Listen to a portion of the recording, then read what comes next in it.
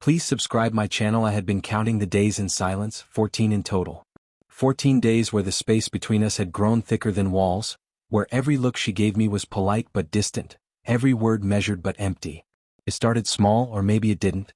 I can't remember the exact moment the intimacy evaporated, but by day 2 I realized something had shifted. The touch, the closeness, even the casual warmth we once had, it was gone. And with it, the sense of connection I had taken for granted. On day 1 I tried subtlety.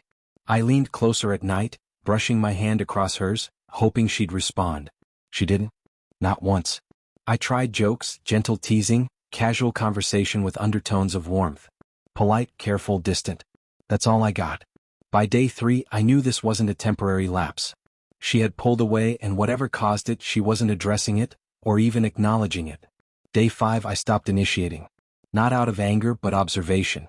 I wanted to see if she noticed the absence of effort, the silent space I was leaving for her to fill. She didn't. The bed felt colder, the evenings longer, and the quiet stretched like a canyon between us.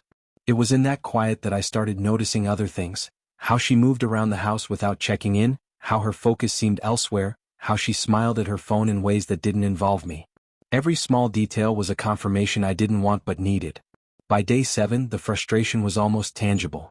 I found myself counting like a ledger, 14 days of rejection, 14 days of being invisible in my own home.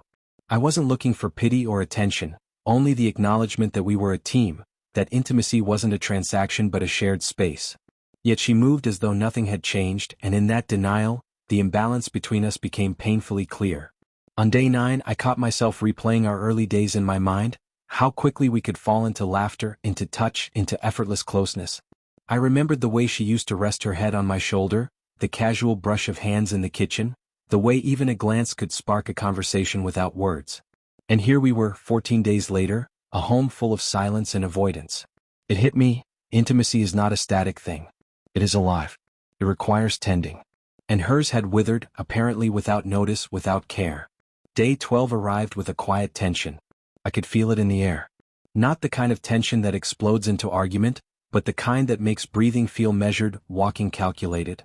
Every interaction was a reminder that something had died, that the warmth we shared was replaced by distance. I didn't raise my voice.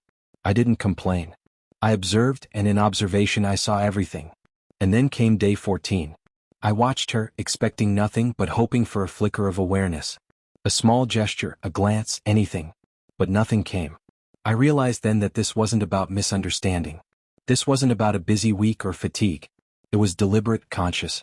And suddenly the silence that had stretched between us wasn't just quiet, it was a mirror. A mirror showing me that I had been invisible in my own marriage for 2 full weeks.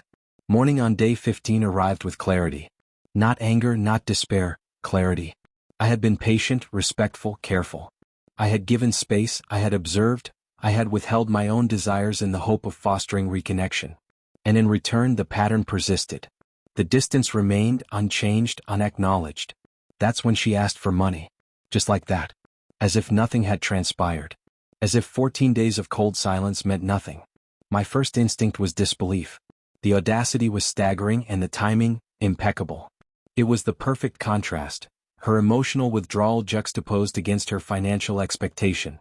It hit me like a physical blow. I didn't respond immediately. I felt the weight of those 14 days settle into my chest. I remembered each missed touch, each ignored attempt at connection, each moment I had been present only to be met with polite detachment. And I realized something fundamental. Boundaries aren't just about control, they're about respect. And respect had been absent. Not just absent, but ignored day after day.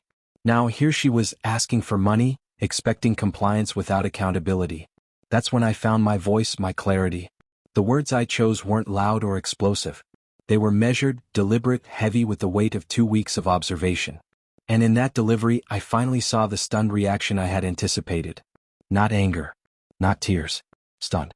It was the realization that actions have consequences, that ignoring a partner for days and expecting normalcy in return is not only unreasonable, it is unsustainable. And in that moment, I understood something that had been simmering beneath the surface for 14 days. Intimacy is not optional, and neither is respect.